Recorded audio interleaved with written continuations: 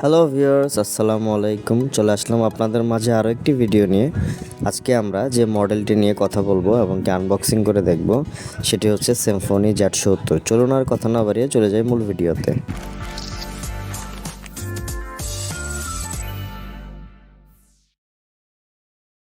Symphony Z70 প্রায় বাংলাদেশের সব জায়গায় পাওয়া যায়।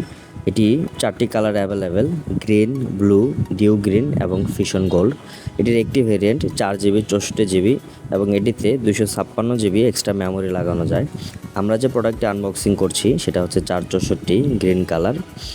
দেখতে পাচ্ছেন আপনারা, বক্স ওপেন করে আমরা আমাদের কাঙ্ক্ষিত মোবাইলটি পেয়ে গেছি। এটির স্মার্ট ডিজাইন এবং ক্যামেরা লুক এটির জন্য অনেক বেশি জনপ্রিয় হয়ে উঠেছে। এই ফোনটির পেছনে দেওয়া হয়েছে 52 মেগাপিক্সেলের ক্যামেরা। নিচের দিকে পেয়ে যাবেন অডিও জ্যাক, চার্জিং পোর্ট এবং স্পিকার। ফ্রন্টে দেওয়া হয়েছে 8 মেগাপিক্সেল ক্যামেরা। ব্যাক ক্যামেরা দিয়ে 1080 পিক্সেলে 30 FPS আপনারা ভিডিও রেকর্ড করতে পারবেন।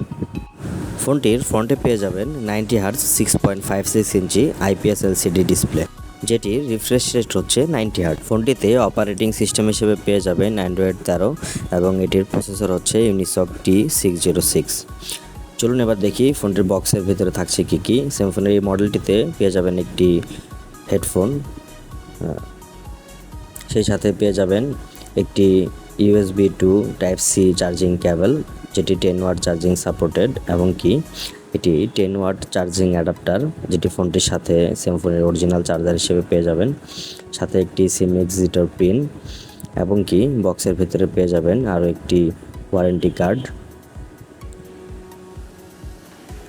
তার সাথে পেয়ে যাবেন একটি ট্রান্সপারেন্ট সিলিকন ব্যাক কভার।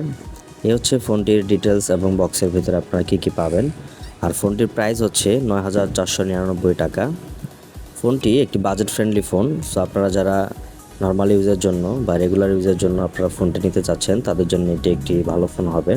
আমরা নর্মাল ইউজ করে দেখেছি, এটি ফোনটির পারফরমেন্স অনেক ভালো।